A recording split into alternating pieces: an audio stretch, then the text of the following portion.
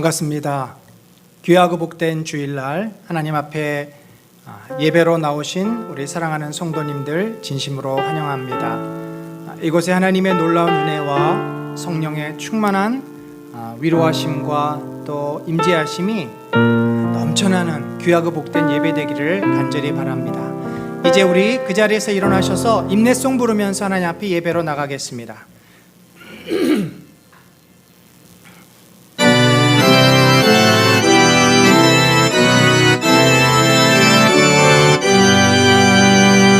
다 찬양하여라 전능과 창조의 주님 내어나 주 찬양 영광과 구원의 주님 성도들아 주 앞에 이제 나와 주님께 찬양하여라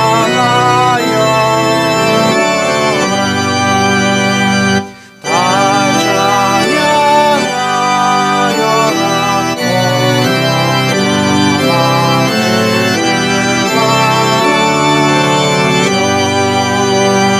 이 세상 만물이 주 앞에 나와 찬양 성도들아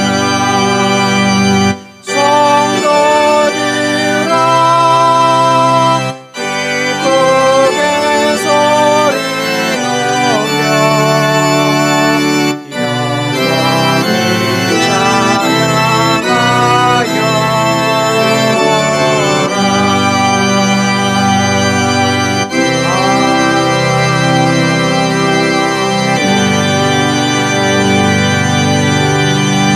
우리 한 주간을 돌아보면서 하나님 앞에 참회 기도 올리겠습니다.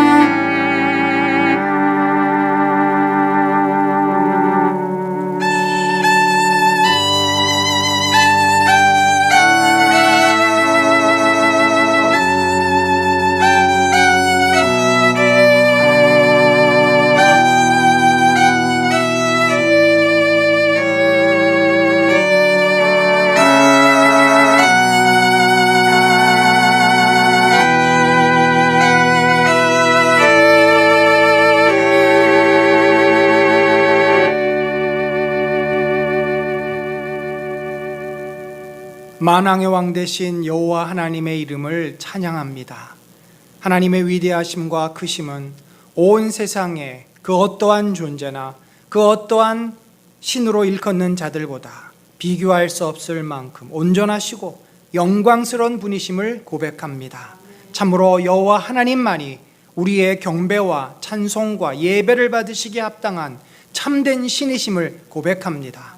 오늘 우리 주 예수 그리스도의 은혜를 힘입어서 이 연약한 죄인들이 하나님의 그 영광의 예배 앞에 나왔사오니 하나님이여 이 죄인들의 모든 허물을 감추어 주시고 하나님께서 참으로 친히 우리 가운데 찾아오시고 함께 하셔서 이 예배를 받으시고 예배를 통해서 하나님의 놀랍고 크신 은혜를 우리들에게 허락해 주시옵소서. 홀로 영광 받으시기를 원합니다. 예배의 기쁨으로 참석하는 자들마다 하늘로부터 임하는 놀랍고 크신 은혜가 충만히 이루어지는 복된 시간 되게 하여 주옵소서. 감사합니다. 예수님의 이름으로 기도드렸습니다. 아멘. 우리 다 같이 사도신경 고백합니다.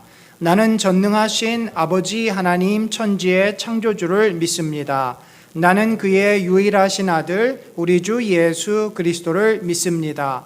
그는 성령으로 잉태되어 동정녀 마리아에게서 나시고 본디오 빌라도에게 고난을 받아 십자가에서 죽으시고 장사된 지 사흘 만에 죽은 자 가운데서 다시 살아나셨으며 하늘에 오르시어 전능하신 아버지 하나님 우편에 앉아 계시다가 거기로부터 살아있는 자와 죽은 자를 심판하러 오십니다. 나는 성령을 믿으며 거룩한 공교회와 성도의 교제와 죄를 용서받는 것과 몸의 부활과 영생을 믿습니다. 아멘.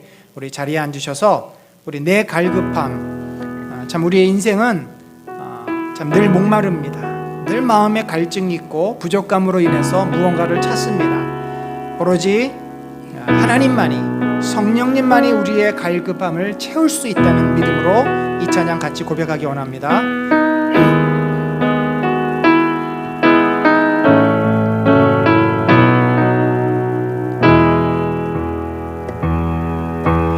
내 갈급함 어느 것으로 채울 수 없네. 내 갈급함 상한 나의 심령에 내 갈급함 부르짖는 소리 들으소서. 내 갈급함 주의 음성 들리네.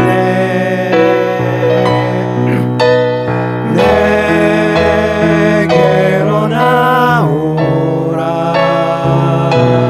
영원히 목마름 전혀 없으리. 내게로 나오라.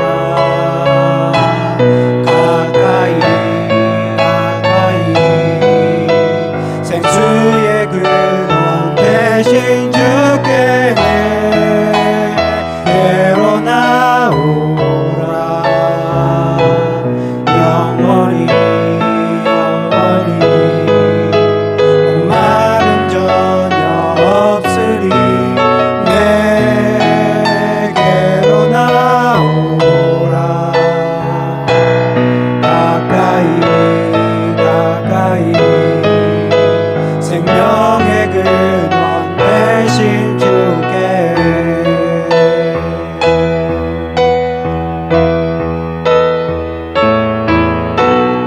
내 갈급함 어느 것으로 채울 수 없네. 내 갈급함 상한 나의 심령에 내 갈급함 부르짖는 소리 들으소서. 내 갈급함 주의 음성 들리네.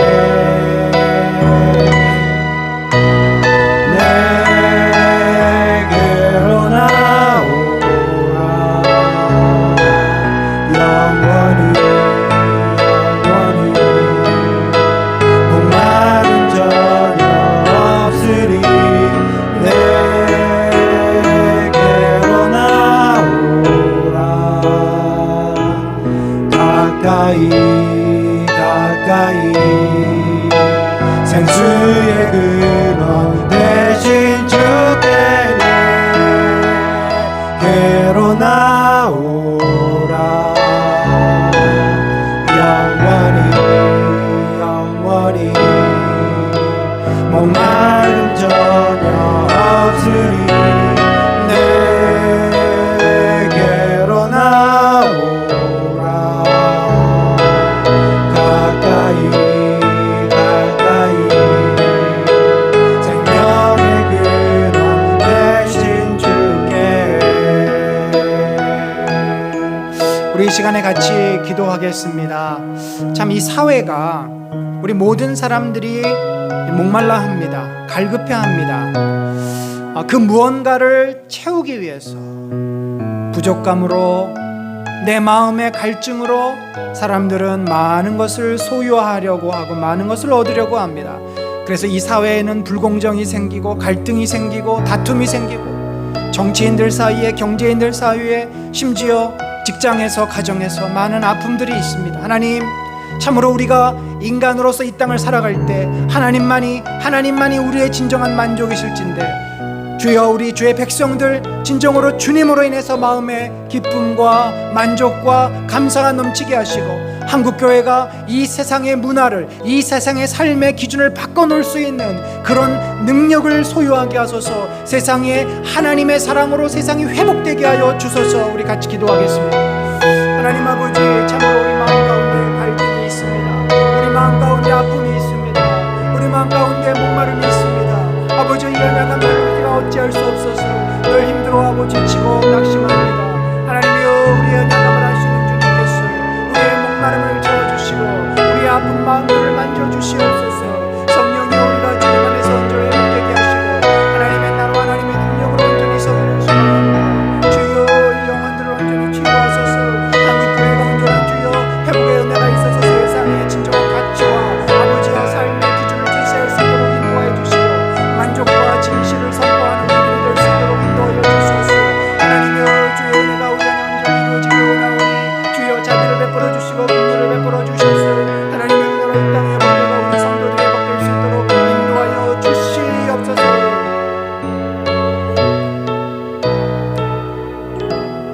우리 이 시간에는 우리가 믿음으로 살기를 원하지만 순간순간 흔들리는 우리 믿음이 정말 하나님 앞에서 세상의 모든 것들을 극복하고 온전한 믿음으로 살게 하여 주옵소서 고백하며 세상 흔들리고 우리 같이 찬양합니다.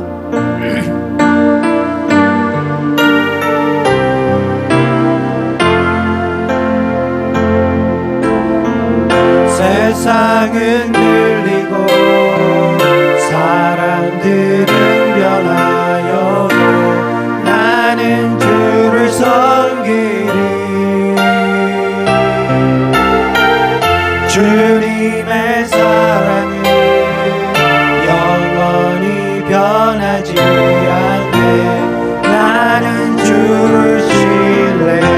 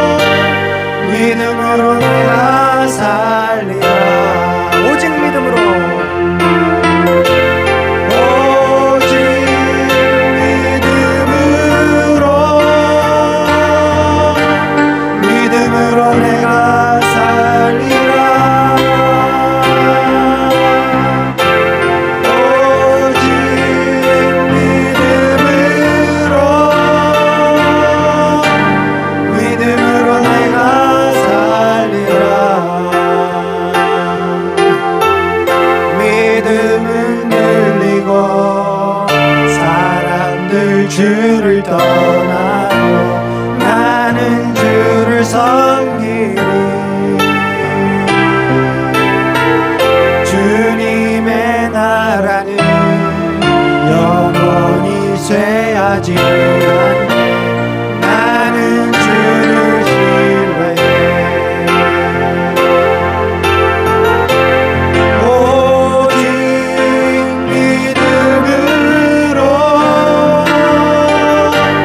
믿음으로 내가 살리라.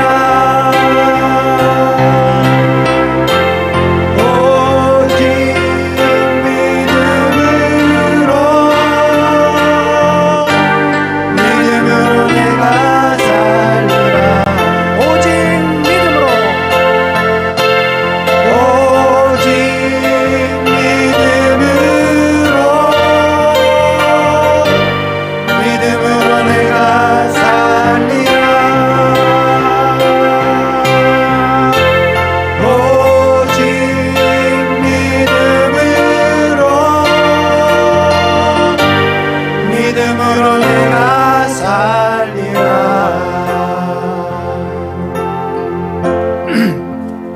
시간에 한 번 더 기도합시다.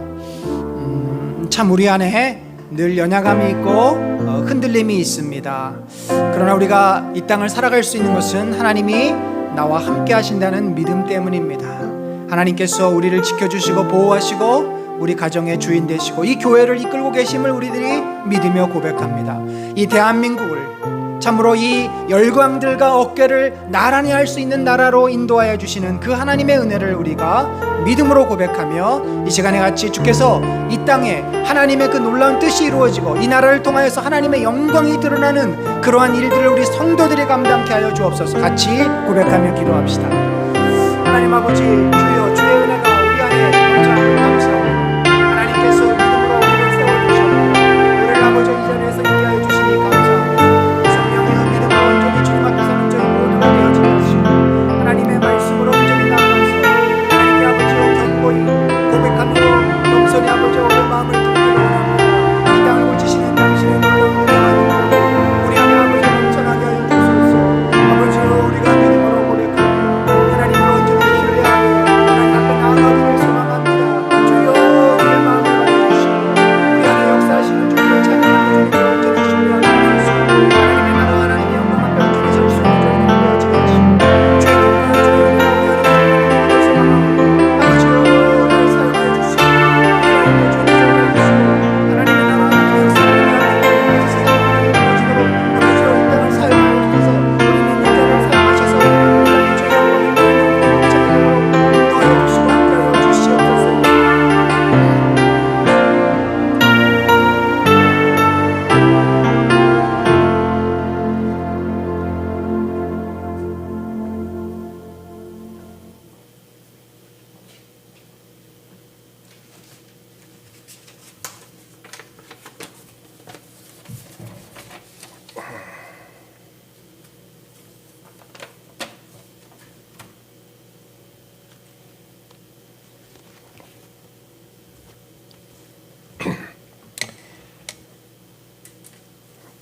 기도드리겠습니다. 사랑과 은혜가 풍성하신 하나님, 능력과 권세 스스로 계시는 하나님, 오늘도 저희들을 주님의 처소에 불러 모으시고 예배와 찬양을 드리게 하시니 그 은혜에 감사드립니다. 오늘 예배와 찬송 중에 저희들과 함께 계시어서 저희 성도들이 하나님의 자녀임과 주님의 은혜로 영생을 이미 얻었음을 깊이 깨닫게 하여 주시옵소서. 계속되는 코로나 팬데믹과 함께 무더위와 장마가 시작하는 여름철이 되고 있습니다. 무더위 속에서도 저희들이 영적으로, 정신적으로, 육체적으로 건강하게 생활할 수 있도록 지켜주시옵소서. 전능하신 하나님, 하나님의 축복으로 전 국민이 하루빨리 코로나 면역력을 갖게 하시옵소서. 비정상적인 생활이 정상적이고 평범한 생활로 회복되게 하시옵소서. 경제적으로 어려운 이들이 회복되게 하시옵소서. 육체적, 정신적으로 어려운 이들이 어려움에서 벗어나게 인도하여 주시옵소서. 우리나라가 속히 어려움을 먼저 극복하여 세상의 가난하고 어려운 국가들을 도와줄 수 있도록 인도하여 주시옵소서. 교회를 위하여, 특별히 작고 어려운 교회들을 위하여 기도드립니다. 코로나 방역 조치로 대면 예배가 제한된 지도 어느덧 1년이 훨씬 넘었습니다. 영원하고 꾸준한 죄인인 저희 성도들은 끊임없이 예배와 찬송과 기도를 드려야 하는데 방역 조치를 핑계 삼아 예배와 찬송과 기도에 소홀히 하였음을 고백드립니다.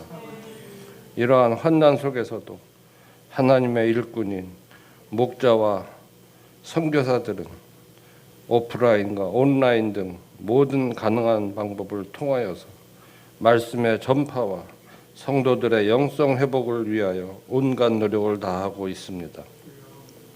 이들이 지치지 않고 이들의 노고를 위로하시고 이들을 소망으로 기쁘게 하시옵소서. 많은 교회들이 재정적으로도 많이 어렵사오니 주님의 은혜로 성도들을 축복하시고 감동시켜서 재정적인 어려움을 극복하도록 하시옵소서. 저희 은혜 나눔 교회에서 드리는 예배와 기도에 더 많은 성도들이 참석할 수 있도록 은혜 내려 주시옵소서. 온라인으로 진행하는 매일 기도와 성경 읽기에 더 많은 성도들이 참여하고 성령이 함께하는 축복을 주시옵소서. 어려운 중에도 오랜만에 보는 유초등부 아이들의 훌쩍 성장한 모습에 감사드립니다. 이들이 건강하고 건전하고 하나님을 따르는 선한 학생으로 성장되도록 은혜 내려 주시옵소서. 성도들의 가정을 위하여 기도드립니다. 세상이 환난 속에 있으니 각 가정마다 기도 제목이 쌓이고 있습니다. 주님께서 저희들의 기도에 귀를 기울이시고 응답하여 주시기를 간절히 원합니다. 특별히 건강 문제를 기도하는 가정들이 많습니다.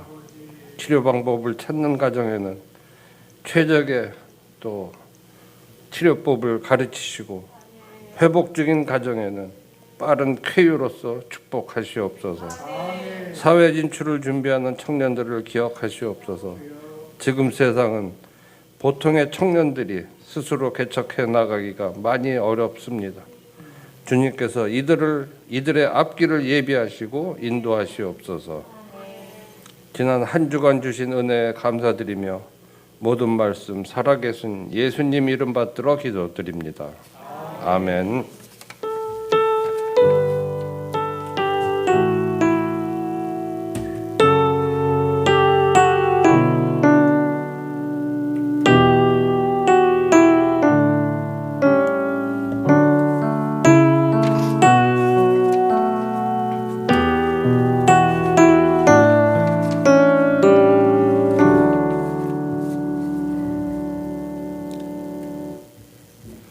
예, 이제 우리 그 자리에서 다 같이 일어나셔서 우리 헌금 봉헌하겠습니다.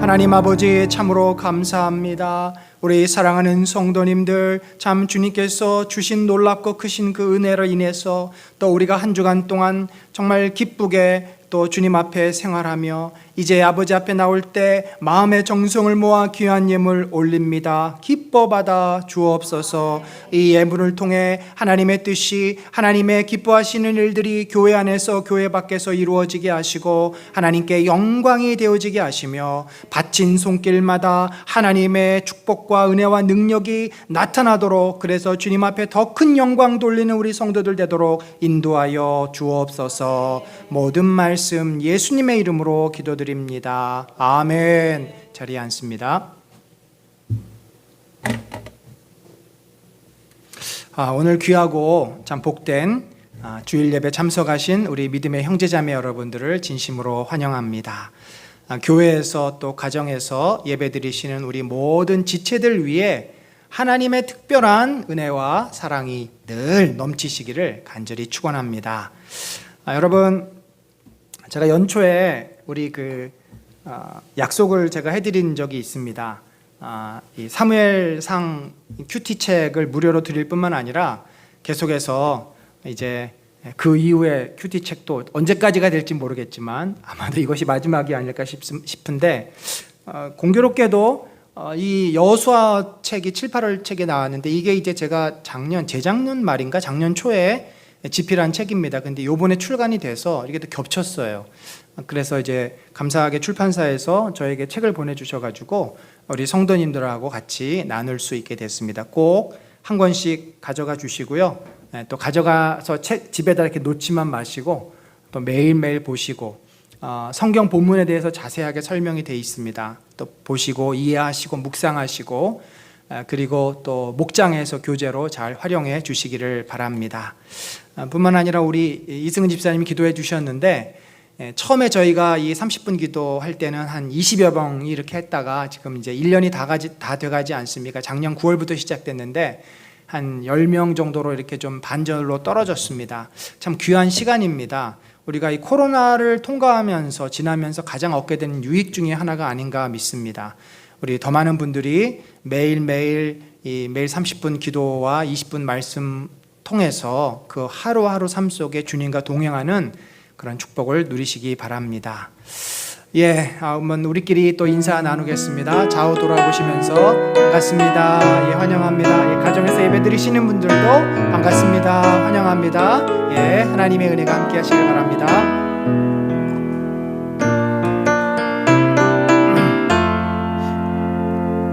성령의 나는 있는 곳에 하나님께서 계시도다.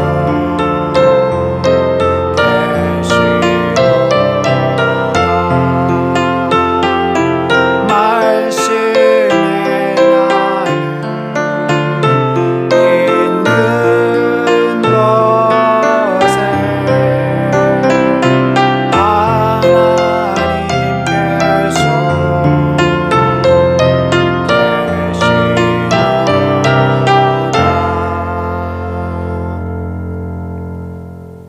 오늘 우리에게 주실 하나님 말씀은 믿음의 방해물 두 번째 시간 탐심과 교만에 대한 말씀입니다. 여호수아서 7장 1절로 4절을 교독합니다.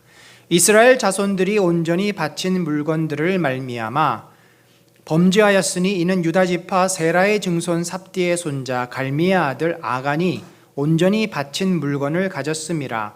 여호와께서 이스라엘 자손들에게 진노하시니라.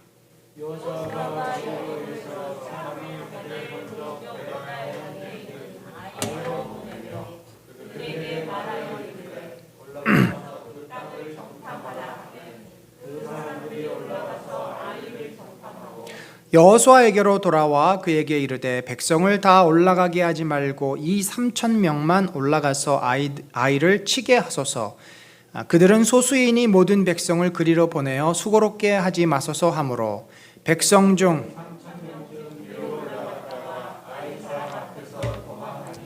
아멘. 여러분, 저희가 지금 계속해서 믿음의 삶을 살펴보고 있습니다.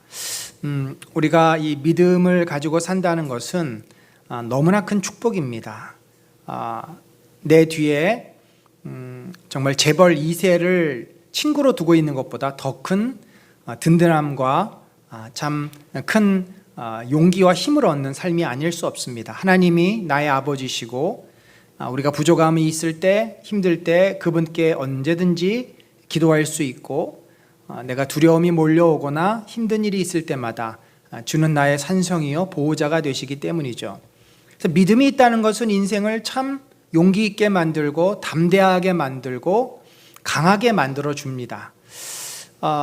그런데 믿음이 없으면 우리는 늘 어떤 상태에 있을까요? 불확실성 속에 던져지니까 두려움과 불안이 떠나질 않습니다.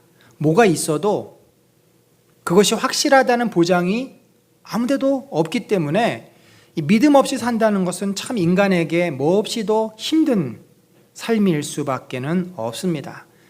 그래서 우리가 하나님을 알게 됐고 이 믿음을 가졌다는 것은 얼마나 큰 축복인지 몰라요. 그런데 여러분, 우리가 경험하듯이 신앙생활이라는 게 이 믿음에 관한 우리들이 배움이 있고 말씀을 듣고 이야기를 하는 게 거의 절반 이상입니다. 한 70-80%는 될 것 같아요. 그런데도 신앙이라는 것이 잘 바뀌지가 않습니다. 분명히 내가 어제는 하나님을 믿었는데 오늘 또 내 마음에 막 두려움이 몰려오고 막 불안하고 힘든 겁니다. 참 이 종잡을 수 없는 나 자신, 이 믿음의 삶이라는 것이 이렇게 어려운 건가? 여러분, 우리가 믿음을 이해할 때 이 씨 뿌리는 비유와 같다고 보시면 되겠습니다. 예수님이 뭐라 그랬어요? 옥토는 30배, 60배, 100배의 열매가 맺어진다.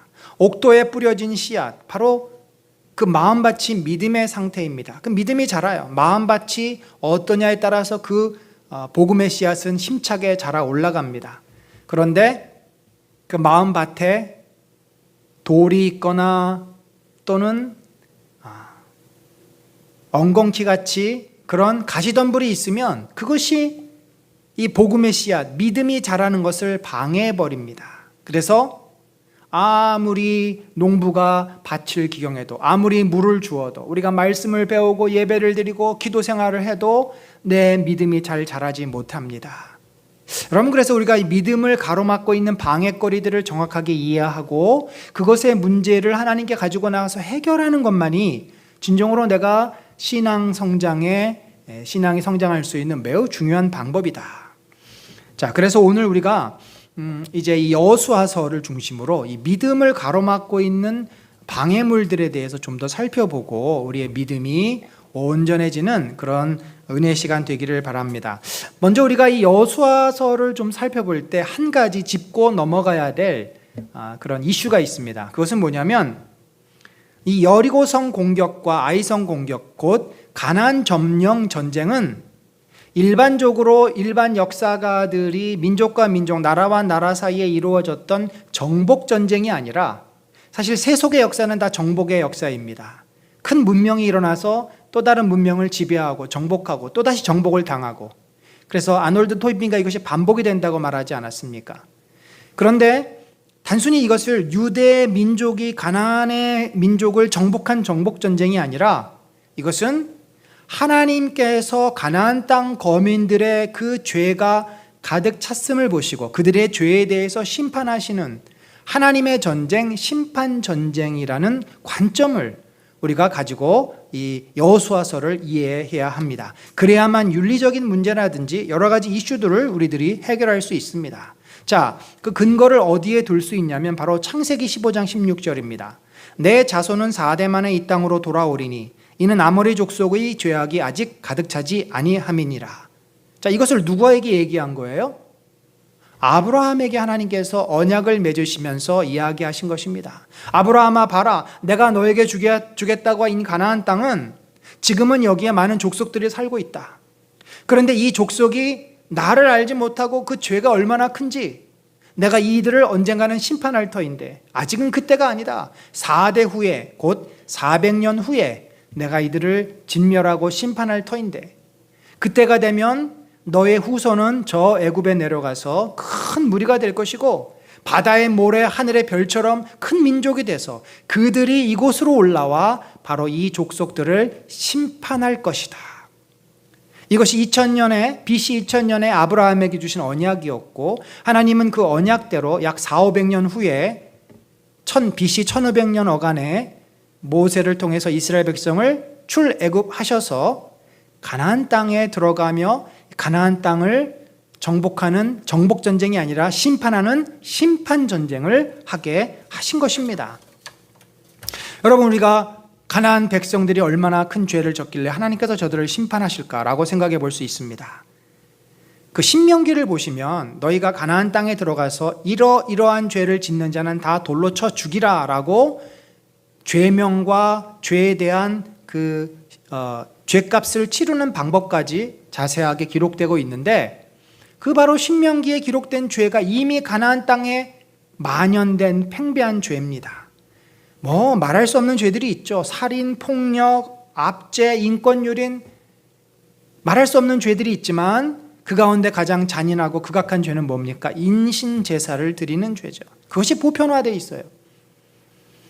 따라서 하나님께서는 400년이 지난 후에 이 가나안 땅에 가득 찼던 아모리 족속, 아말렉 족속, 히위 족속, 겟 족속, 여러 이 가나안 족속의 죄를 심판하시기 위해서 이스라엘을 사용하시는 것입니다. 그런데 여기서 굉장히 중요한 관점이 있습니다. 원래 이 정복 전쟁의 목표는 뭐죠? 정복을 해서 어떤 이득을 얻으려는 거 아니겠습니까? 전리품이 굉장히 중요합니다. 전리품을 위해서 정복을 하는 거예요. 만약에 전리품이 얻을 게 없다. 그럼 뭐하러 싸웁니까? 뭐하러 피 흘리면서 고생합니까? 현대는 경제전쟁의 시대입니다. 미국과 중국이 지금 패권 전쟁을 하는데 결국 그들이 노리는 건 뭐예요? 더 넓은 시장, 더 넓은 지위, 더 많은 이윤. 그래서 고대나 지금이나 이 전리품을 노리고 전쟁을 하는 것입니다. 그런데 이 심판전쟁은 전리품을 얻으려고 하는 게 아니에요. 그래서 물건이 중요하지 않습니다. 오히려 그들에게 죄를 묻는 것입니다. 그들의 죄를 심판하는 것이 이 전쟁의 목적입니다. 따라서 하나님께서는 여호수아에게 그 땅에 정복하는 모든 살아있는 생물을 죽이라고 말씀합니다. 그건 뭐예요? 그들의 죄값을 치르게 하라는 것입니다. 잔인하죠.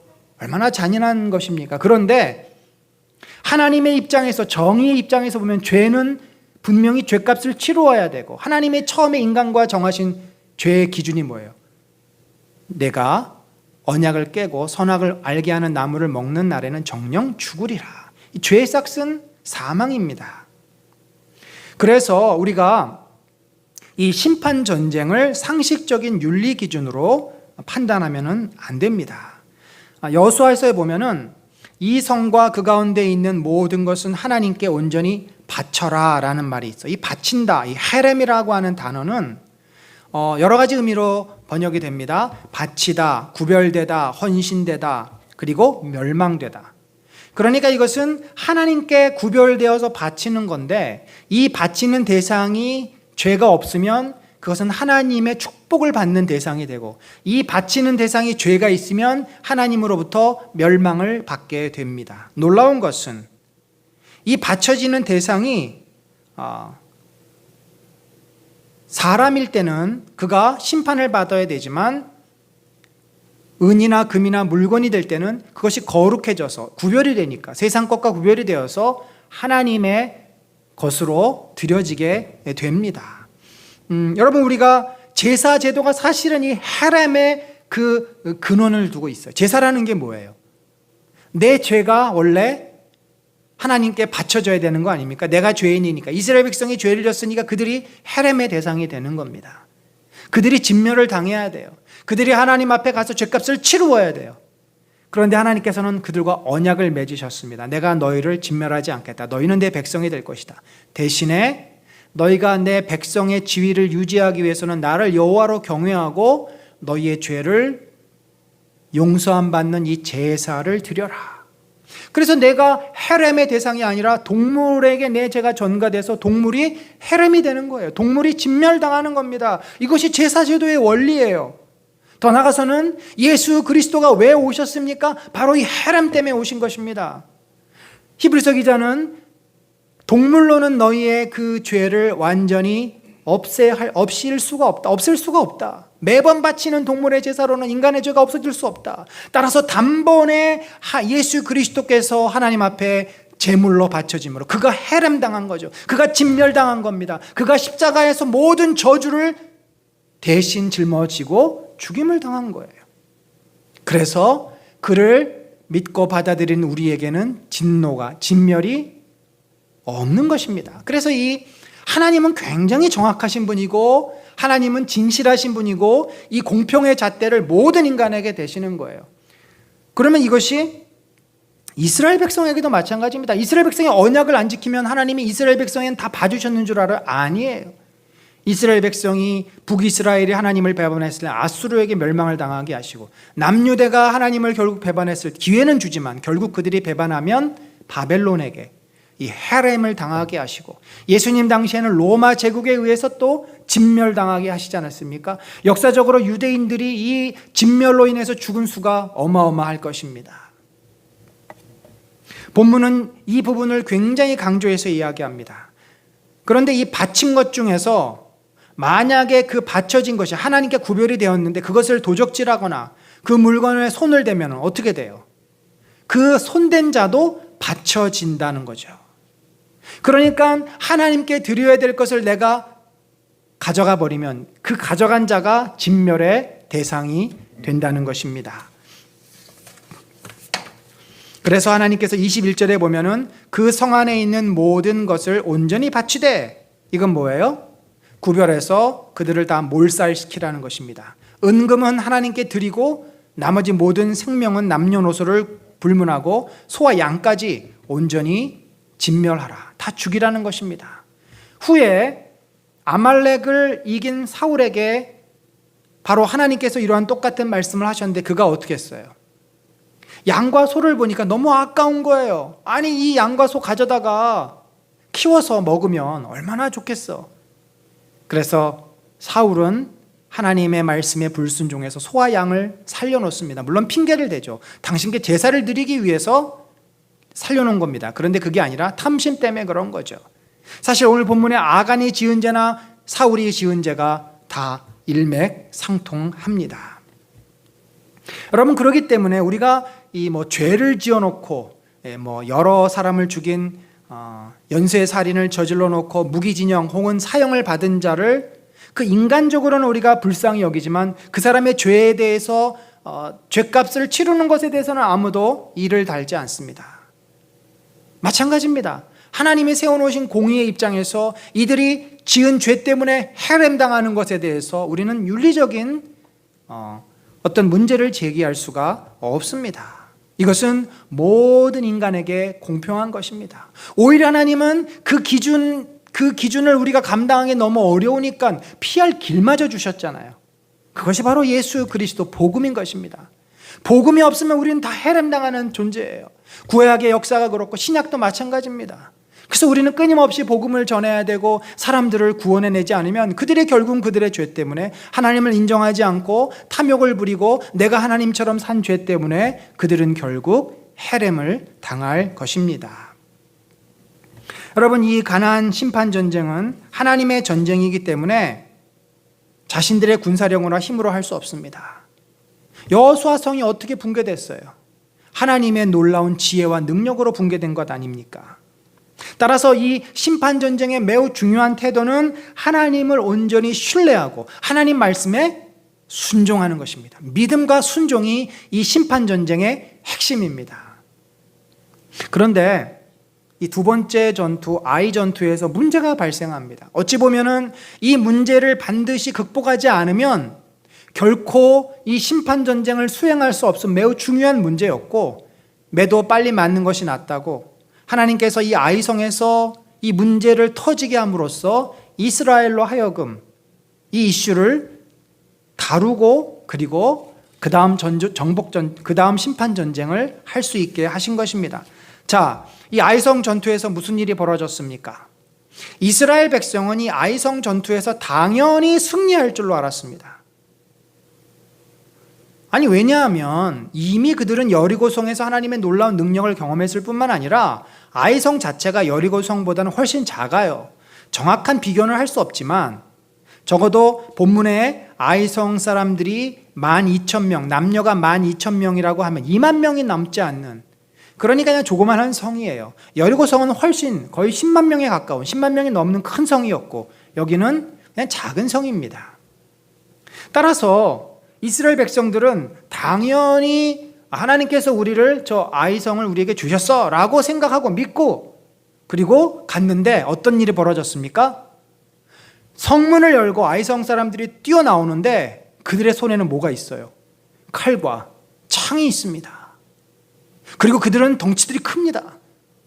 그러니까 그 아이성 사람들을 보는 순간 이스라엘 백성은 막대기밖에 없었는데 겁을 잔뜩 먹고 도망치기 시작하다가 뒤에서 창을 던지고 뒤에서 칼로 쳐서 많은 사람이 죽게 됩니다. 이 소식을 들은 여호수아와 장로들, 아니 하나님 어찌하여 이런 일이 있습니까? 당연히 아이성 사람들을 우리들이 물리칠 줄 알았는데 어떻게 우리가 도망쳐 오게 됐습니까? 언약궤 앞에서 옷을 찢고 죄를 뒤집어 쓰고 통곡하며 하나님께 부르짖습니다. 차라리 요단 동편에 머물러 있었으면 나았을 것 아닙니까? 아니 이곳에 와서 이제 저 가나안 사람들에게 우리가 죽게 됐으니 당신의 크신 이름을 위해서라도 어떻게 좀 해야 되는 거 아닙니까? 하나님께서는 이렇게 울부짖는 여호수아와 장로들에게 가나안 백성의 힘이 커서 너희를 이긴 것이 아니다. 너희가 나에게 죄를 지었기 때문에 저들이 너희를 친 것이다. 그러면서 7장 11절 이하에 뭐라고 되어 있습니까? 11절 12절을 보면은 이스라엘이 범죄하여 내가 그들에게 명령한 나의 언약을 어겼으며, 자, 언약을 어긴 거예요. 약속을 어겼습니다. 또한 그들이, 그런데 여기서 한 사람이 했지만 그것은 이스라엘 전체의 죄로 묻습니다. 그만큼 마치 신약시대 아나니아와 삽비라의 죄가 이스라엘 그 초대교회 공동체의 전체의 죄로 인식이 돼서 그들이 죽임을 당했던 것처럼 한 사람의 죄가 결코 한 사람만의 문제가 아닌 것입니다. 또한 그들이 온전히 바칠 물건을 가져갔고 도둑질하며 속이고, 꼭 아나니아와 삽비라가 생각나지 않습니까? 도둑질하고 속이고, 너희가 감히 성령을 속였느냐? 그것을 그들의 물건들 가운데 두었다. 또 12절에 보면은 이스라엘 자손들이 그들의 원수 앞에 능히 맞서지 못하고 그 앞에서 돌아섰나니 이는 그들도 온전히 바친 것이 됨이라. 그 온전히 바친 물건을 너희 중에서 멸하지 아니하면 내가 다시는 너희와 함께 있지 아니하리라. 자, 이게 무슨 말일까요? 아간은 하나님께 바쳐야 될 물건을 보고 탐이 났습니다. 욕심이 생겼습니다. 그래서 그것을 가져왔는데 그 순간 그에게 이 전쟁은 어떤 전쟁이 된 것입니까? 전리품이라고 스스로 합리화하면서 정복전쟁이 된 것입니다. 원래 심판전쟁은 내가 가져올 수 없어요. 다 하나님의 것입니다. 하나님이 전쟁의 주인이고 하나님이 모든 것을 주관하세요.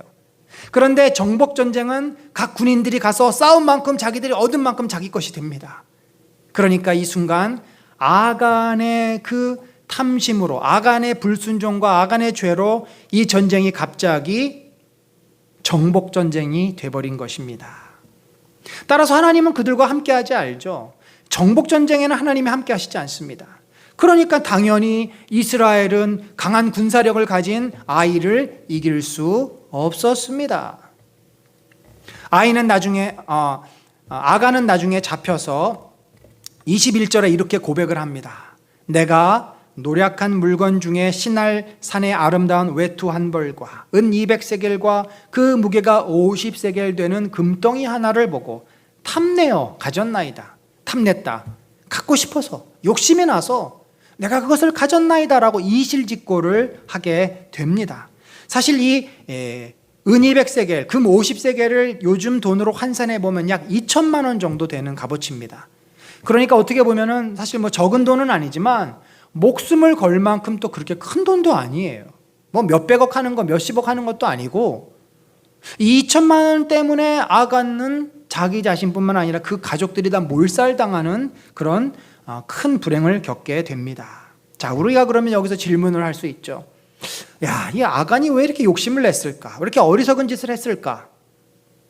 물론 아간이 잘 먹고 잘 살고 싶은 마음이 있어서 훔쳤을 수 있습니다만, 앞으로 사실 먹고 살 만한 이 재물을 얻을 수 있는 기회는 많습니다. 왜냐하면 가나안 정복이라는 것이 100% 심판 전쟁만 있는 것은 아닙니다.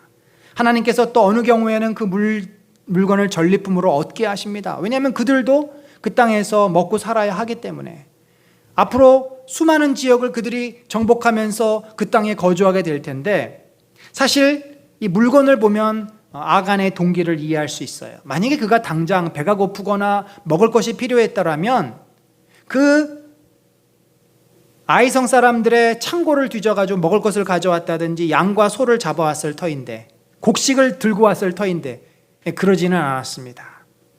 오히려 그는 오래 보관할 수 있는 은과 금을 가지고 온 것입니다. 그리고 그것을 장막 가운데 땅을 파서 그 속에 묻어가지고 보관했어요. 그 얘기는 뭐예요?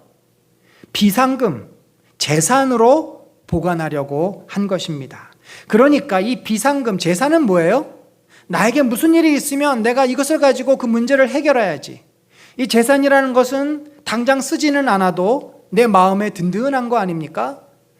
우리 집이 뭐 몇십억 가면 뭐합니까? 당장 내가 그것을 쓸 수 없으면 사실은 굉장히 그것은 나에게 큰 의미가 없는데, 내가 이 금덩어리를 깔고서 잔다 생각하면 굉장히 든든한 거예요. 아간은 하나님을 온전히 신뢰하는 마음이 부족했습니다. 그의 믿음이 참 약했어요. 따라서 그는 그 부족감, 흔들리는 믿음을 붙잡아줄 수 있는 뭔가 어떤 대상을 원했습니다. 나에게 돈이 좀 있어야, 나에게 금이 좀 있어야 내가 마음에 좀 더 안심이 되겠어. 무슨 일이 있으면 어떻게 해? 내가 그것을 가지고 해결해야 되지 않겠어? 결국 아간의 마음의 동기는 무엇입니까? 하나님을 의지하기보다 눈에 보이는 물질, 은과 금을 의지해서 그가 살려고 하는 그 마음. 결국 이 탐심이라는 것은, 물건에 탐을 내는 탐심은 마음의 부족감에서 온다는 것을 우리들이 알게 됩니다. 여러분, 사실 우리가 믿음이라는 것도 그래요. 우리가 하나님을 믿습니다. 나는 부족하고 나는 연약한 자이오니 만왕의 왕 되신 하나님을 내가 믿습니다. 그건 뭐예요? 하나님, 나는 부족합니다. 나는 죄도 많이 지었고요. 내 마음에 평안도 없고요. 내 마음에 늘 갈등만 있습니다. 그러하오니 하나님께서 내 마음에 오셔서 내 이 부족함을 채워주십시오. 내 이 부족한 마음에, 갈증에 하나님의 은혜, 하나님의 사랑을 충만케 하시면 내가 자유로워지겠나이다. 그것을 우리들이 믿는 것이 진정한 믿음입니다. 그런데 대부분의 인생은 하나님보다 눈에 보이는 물질을 더 많이 갖기를 원합니다. 그리고 그것으로 내 부족감을 채우려고 해요. 그래서 우리가 사실 갖고 있는 이 탐심의 뿌리는 무엇이냐면 하나님을 신뢰하지 못하고 다른 어떤 것, 하나님보다 내가 더 쉽게 붙잡을 수 있는 그 어떤 것을 의지하게 되는 그런 마음이고, 성경은 그래서 이것을 우상 숭배다라고 말을 합니다. 심리학에서는 이렇게 하나님 말고 그 어떤 대상을 찾고 거기에 의지하고 거기에 마음이 빼앗기고 그것으로 나를 채우는 현상을 바로 중독 증상이라고 말을 합니다. 여러분, 중독이 뭐가 중독이에요? 술, 담배만 중독되는 것이 아닙니다. 모든 것에 우리가 중독이 됩니다. 내가 거기로 인해서 기쁨을 얻거나 내가 거기로부터 벗어나기 어렵거나 자유롭지 못할 때 그것은 우리가 중독이 됩니다. 여러분, 우리가 이 인간에게 쾌락을 주는 것이 있기 때문에 그것에 중독이 되는데, 가장 강력한 쾌락, 강력한 도파민의 분비가 일어나는 것이 바로 돈을 벌 때입니다. 돈이 생길 때, 주식이 올라갈 때, 땅값이 올라갈 때, 그때 우리는 도파민이 아주 강력하게 분비가 되면서 엄청난 쾌락을 얻습니다. 그래서 이 물질 중독이 중독 중에 대마왕입니다. 가장 센 겁니다. 그래서 사람들이 충분히 먹고 살 돈이 있는데 또 돈을 버는 이유는, 욕심을 자꾸 내고 탐심을 내는 이유는 그때 주는 그 기쁨과 희열이 있기 때문에, 그 중독에서 벗어나지 못해서 그러는 것입니다. 성경은 이렇게 이야기를 합니다. 땅에 있는 지체를 죽이라. 골로새서에 보면은 곧 음란과 부전과 사욕과 악한 정욕과 탐심이니 탐심은 우상숭배다. 여러분, 우상숭배가 나에게 거리가 멀죠. 그러면 이걸 중독 현상이다 이렇게 설명을 하세요. 그러니까 내가 탐심을 가꾸면은 절대 거기서 못 벗어난다는 이야기입니다. 중독은 절대 스스로 못 벗어나요. 어떤 도움이 필요합니다. 야고보서는 욕심이 잉태한 즉 죄를 낳고 죄가 장성한 즉 사망에 이른다. 처음에 욕심이라는 것은 아무것도 아닌 것 같은데 이게 내 마음을 지배해버리는 거예요. 탐심은 내 마음을 지배해버리는, 무엇이요? 물질이나 다른 그 어떠한 것이. 그러면 나는 점점 메마르게 되고 점점 죽어갑니다. 여러분, 우리 자신에게 어떤 부족감이 있습니까? 사실 우리는 모두 다 부족감이 있어요. 정도의 차이만 있지 부족감이 없는 사람이 없습니다.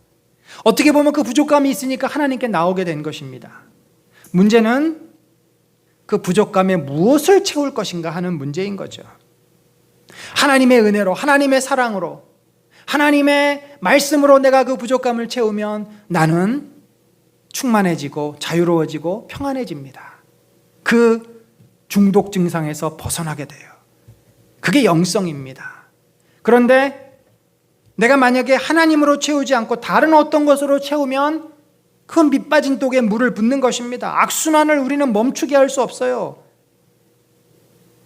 우리의 탐심이 결국 우리를 점점 힘들게 만듭니다. 그게 바로 중독 증상입니다. 여러분, 중독과의 이별이라는 책이 나왔습니다. 제가 가까이 지내고 많은 도움을 받고 있는 이 노상원 목사님, 임상 심리학 박사이시기도 한 이분이 남설은혜교회에 있을 때부터 이 프로그램을 계속 이제 진행을 하셨어요. 집단 상담 프로그램, 새 뉴라이프라고 하는 프로그램인데, 이제 그분의 주장은 이것입니다. 현대인은 다 중독에 걸려 있다는 거죠. 중독이라는 말이 술, 담배라든지 어떤 특정한 것에 깊게 빠진 이 협의의 의미라기보다 광범위한 의미입니다. 우리는 중독이 안 된 것이 없어요. 근데 결국은 성도들도 마찬가지입니다. 뭐 장로님, 권사님, 목회자들 다 똑같습니다. 근데 이 중독이 건강한 중독이 돼야 되는데 잘못된 중독, 대부분 이 도파민의 분비를 더 강하게 얻기 위해서 자극적인 중독을 원하는데, 그러다 보니까 우리의 인생은 하나님이 원하시는 그런 건강한 세로토닉적인 삶이 아니라 평안하고 감사하고 나눠주는 삶이 아니라 자극적인 삶을 자꾸 원하는 그런 인생으로 바뀌게 되고, 그게 결국은 우리를 망하게 만든다는 거죠. 그래서 게임 중독에 걸리면 점점 인간이 이상한 사람이 돼버리면 맙니다. 이 책 너무나 좋은 책입니다. 제가 그 뉴라이프 프로그램 하면서 다 들었던 내용들을, 이분이 너무 방대한, 그러니까 하고 싶은 말이 너무 많은 분이에요. 근데 그걸 쪼리고 그 이제 주변에 이 책을 만드는 평신도 팀들이 만들어져서 우리들이 이해할 수 있는 언어로 쉽게 이것을 풀어가지고 앞으로도 몇 권의 책을 더 내실 계획이더라고요. 그래서 이 책을 저희가 중독과의 이별, 이 책을 홍성사에서 나왔는데 여러분들하고 꼭 제가 다룰 겁니다. 여러분들하고 이 책을 같이 구입해서 나누려고 하고 있고, 이제 아마도 2학기 때가 되지 않을까 싶습니다. 2학기 때 뭐 목장에서 하든지 아니면 하여튼 어떤 방법으로든지 제가 고민을 할 것입니다. 여러분과 하면서 이 문제를 우리가 좀 깊이 다룰 필요가 있어요. 이런 정서적인 이슈를 우리가 해결하지 않으면 절대 믿음으로 나갈 수가 없어요. 아까 말했던 씨 뿌리는 비유, 성경은요, 하나님이 창조하신 인간에 대해 쓰신 말씀이니까 하나님께서 인간을 너무나 잘 아시잖아요. 거기에 나오는 이 가시덤불, 이 돌덩이가 다 중독에 빠지게 하는 방해거리들이에요. 그러니까 그것들이 치워지지 않으면, 성경적인 용어로는 뭐 우리가 이제 탐심이라고 말할 수 있고 교만이라고 말할 수 있고, 더 성경적인 용어로는 쓴뿌리라고 말을 하기도 하고 돌이라고 말을 하기도 하지만, 사실은 이 심리학적인 용어는 우리가 중독에 걸려 있는 것입니다. 그렇게 걸려 있으면 믿음이 자라지를 못해요. 하나님께 더 가까이 못 나갑니다. 그래서 우리가 반드시 이 문제를 해결하기를 원합니다. 따라서 우리가 이 부족감의 문제를 하나님으로 채워지지 않으면, 오히려 돈과 물질과 그 밖에 여러 가지로 채우려고 하면은 우리는 그 노예가 돼서 삽니다. 그것이 없으면 안 되는, 불안하고 늘 두렵고 진정한 자유가 없는 거예요. 여러분, 예수님은 우리에게 진리로 오셨습니다. 진리를 알지니 진리가 너희를 자유케 하리라. 그 자유가 없어요. 항상 있어야 하고, 없으면 불안하고 두렵고 염려되고 근심되고. 우리는 사실은 예수를 믿으면 어떤 놀라운 축복을 누려야 됩니까? 내가 많이 갖거나 적게 갖거나, 또 내 환경이 지금 복잡하거나 아니면 평안하거나, 어떤 상황이든지 우리는 주님과 함께하면 우리 마음에 평안이 있고 감사하고 그럴 수 있어야 돼요. 자유로워져야 돼요. 이것이 우리들이 소망하는 진정한 성도의 삶, 주님의 제자, 영적인 삶입니다. 우리는 이것을 위해서 늘 영적인 훈련을 하게 됩니다. 간절히 바랍니다. 우리가 이러한 내 마음에 있는 부족감, 특별히 탐심의 문제를 해결해야만 주님의 진정한 성도로 살아갈 줄로 믿습니다. 여러분, 이 탐심이 결국 지향하는 목적지가 어딜까요? 교만함입니다. 우리가 내가 이렇게 탐심을 내는 이유는 뭔가를 가지려고 하고 소유하려고 하고, 소유는 나에게 힘을 준다고 생각합니다. 이게 현대 자본주의가 우리에게 심겨준, 어떻게 보면은 굉장히 큰 메시지인데, 너가 많은 것을 가져야 너가 힘이 있다. 소유가 곧 우리에게 힘을 준다고 우리는 믿고 있습니다. 그러나 사실 소유가 꼭 힘이 되는 것은 아닙니다. 그 힘이 우리를 지배해버립니다. 여러분, 이 힘이 생긴다는 것은 내 마음대로 할 수 있는 상태가 되는 거 아닙니까? 바로 이것이 교만이죠. 교만의 본질은 하나님을 필요로 하지 않고 내가 하나님처럼 내 마음대로 살 수 있는 그 자리에 가는 것이 교만의 본질입니다. 자, 아이성에서 패한 또 다른 이유는 아간 때문이기도 하지만 이스라엘 백성의 교만 때문이기도 합니다. 그들은 뭐라 그랬어요? 여호수아여, 많은 사람들이 올라가서 그들을 괴롭게 하지 마십시오. 그냥 2, 3천 명만 올라가면 충분히 저 아이는 우리의 밥이 될 수 있습니다. 여러분, 사실 이스라엘 백성이 이 아이성을 이제 공격해 들어갈 때 뭘 해야 되는 줄 아십니까? 기도를 해야만 됐습니다. 여리고 성에서는 하나님께서 그들에게 작전을 지시해 줬어요. 또 그들에게 전쟁의 이제 주도권을 가지고 그들을 이끄셨어요. 그런데 아이성 전투에서는 하나님이 아무 말씀도 하지 않으세요. 당연하죠. 아간이 범죄해서 하나님은 지금 그들과 함께 하실 수 없습니다. 더 이상 이 전쟁은 이제 심판 전쟁이 아니에요. 그러면 이스라엘 백성들이 눈치를 채고, 아니 당연히 그 전쟁의 총사령관 하나님께 물어야 되지 않습니까? 하나님, 우리가 아이성을 어떻게 할까요? 왜 아무 말씀 없으십니까? 올라갈까요? 말까요? 어떻게 전쟁할까요?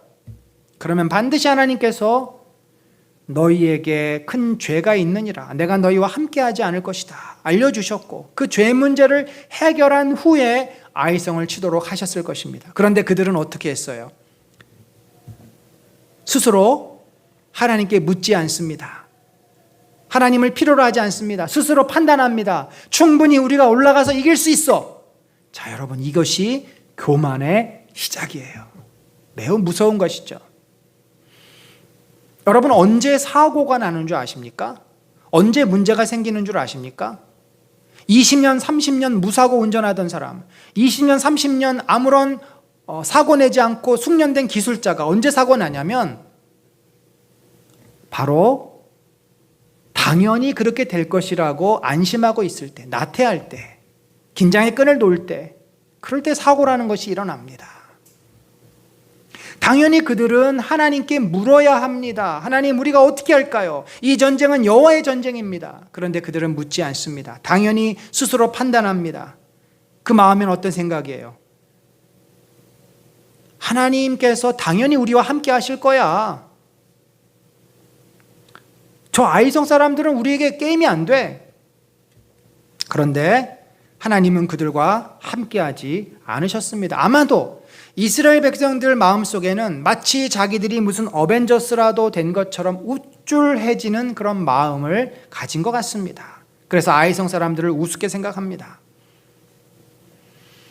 여러분, 아이성 사람들이 전쟁이 무슨 장난입니까? 저 사람들은 사실은 이스라엘 백성보다 강한 군사력을 가지고 있습니다. 칼과 창이 있었습니다.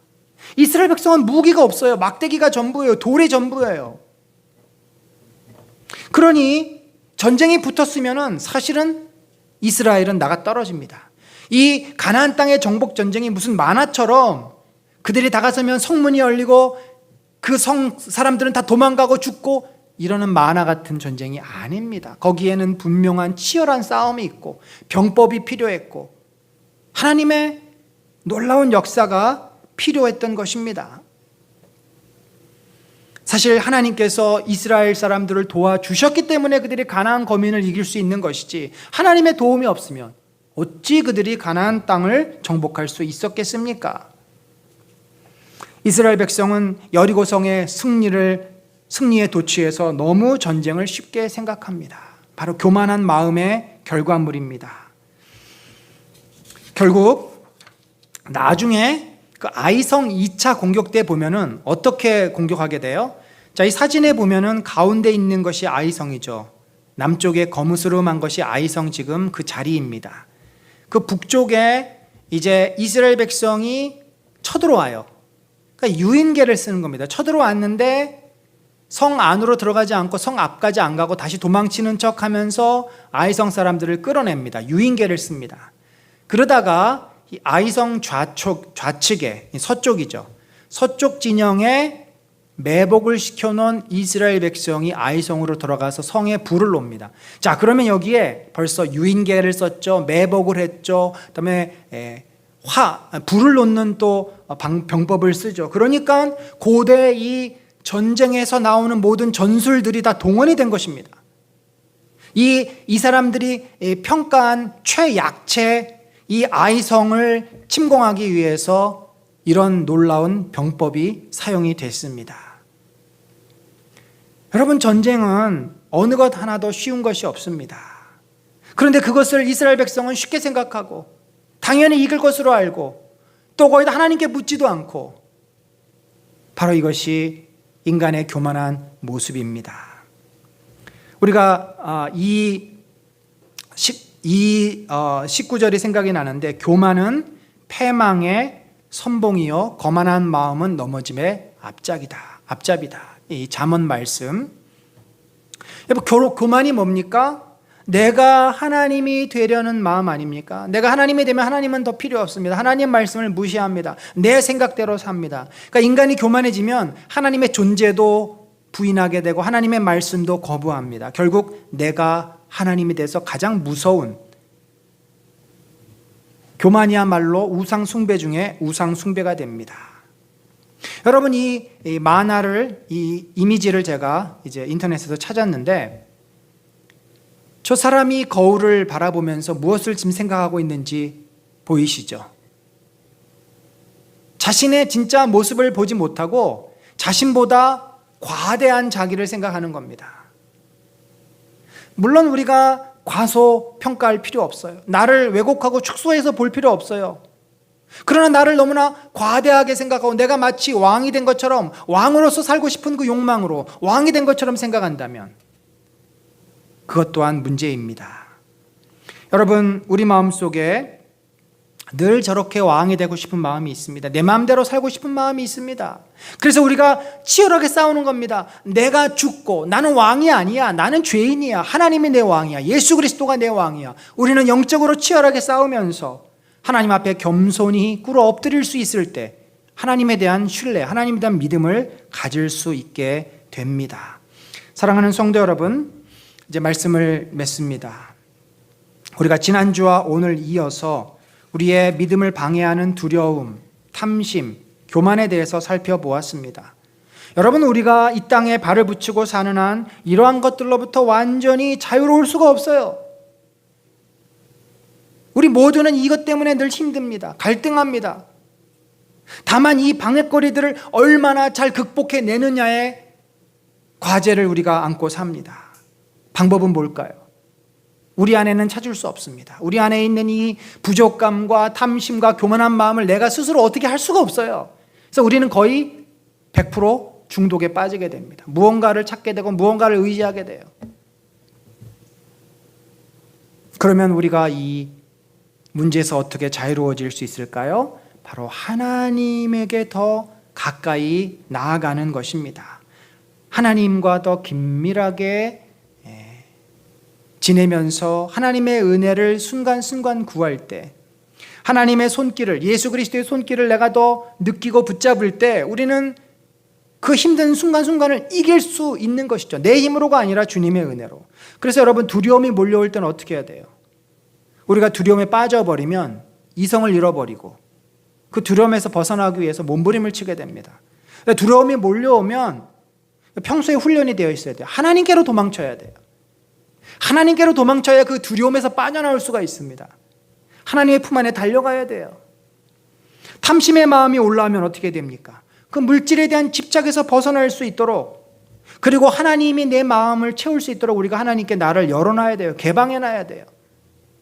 안 그러면 우리는 계속 탐심으로 집착을 하게 됩니다. 무언가에 집착을 하게 돼요. 그게 없으면 불안하고 두렵고 화가 나고 힘들어집니다. 교만한 마음이 나를 지배합니다. 하나님이 필요 없고 내 생각대로 하면 될 것 같습니다. 그때가 가장 위험한 때입니다. 넘어질까 조심하라. 우리는 늘 깨어 있어야 되고, 깨어 있다라는 것은 내가 얼마나 연약한 죄인인지를 인정하라는 것입니다. 고백하고, 그리고 주의 은혜를 구할 때 주님은 우리로 하여금 이런 삶의 문제들을 극복하고 넘어서서 하나님의 백성으로 기쁨 가운데 살게 할 것입니다. 태국 남부에 아마 푸켓을 여러분들이 한 번쯤은 다 가보셨으리라 생각을 하고, 이제 팬더백이 좀 지나면 또 한 번쯤은 가볼 만한 그런 휴양지입니다. 이 푸켓과 바다를 동서로, 그러니까 더 이제 동쪽으로 마주보고 있는 지역이 있는데 이 끄라비라고 하는 지역입니다. 이 끄라비도 참 좋은 곳입니다. 이 푸켓은 한국 사람들이 많이 가는데 이 끄라비도 참 좋은 곳이에요. 이 끄라비라고 하는 곳은 뭐가 있냐면 바닷가인데 조수 간만의 차가 매우 심합니다. 그래서 바닷물이 빠져나가면 바위가 이렇게 드러나고 맹글로브 숲들이 있어가지고 바닷속에 있던 나무들이 이렇게 드러납니다. 그러니까 물이 빠져나가면 바다 가까이 배들이 들어올 수가 없어요. 저 멀리 배를 대야 됩니다. 그런데 물이 들어오면 바위가 사라지고 맹글로브 숲이 사라져요. 그래서 나무가 물 위에 이렇게 올라옵니다. 그러면 배들이 들어옵니다. 거기까지 아무런 문제가 없어요. 왜요? 물이 그것을 덮었기 때문에. 여러분, 결국 우리가 신앙 안에서 자유로워지고 신앙 안에서 평안해지고 신앙 안에서 주님 때문에 감사하며 살 수 있는 것은 내 이 부족감의 마음, 내 이 탐심의 마음, 교만함의 마음, 이 두려움의 마음을 덮을 수 있는 주의 은혜 때문인 것입니다. 그러니 어떻게 해야 되겠어요? 우리가 매일매일 깨어 기도하는 거죠. 주의 은혜를 구하는 거죠. 주님의 은혜가 내 마음을 가득 채울 때, 주의 사랑이 내 마음을 가득 채울 때, 주의 위로가 내 마음을 가득 채울 때, 주님의 약속이, 말씀이 내 이 부족감을 채울 때 우리는 자유로워집니다. 우리는 편안해집니다. 우리는 마음의 기쁨을 회복합니다. 그것이 진정한 성도의 축복된 삶이고 이 세상을 이기는 삶입니다. 우리가 이 축복을 누리기를 소망합니다. 하나님께서 하나님 앞에 나와 늘 주의 은혜를 구하는 자에게 반드시 이 은혜를 주실 줄 믿습니다. 그런 은혜가 충만하게 되시를 간절히 축원합니다. 하나님 아버지, 참 저희들은 연약합니다. 순간순간 두렵고 참 많은 것들이 부족해서 더 원하고, 때로는 그것이 없으면 힘들고, 때로는 내 마음대로 하고 싶은데 그렇게 되지 못해서 속상하고 화날 때도 있습니다.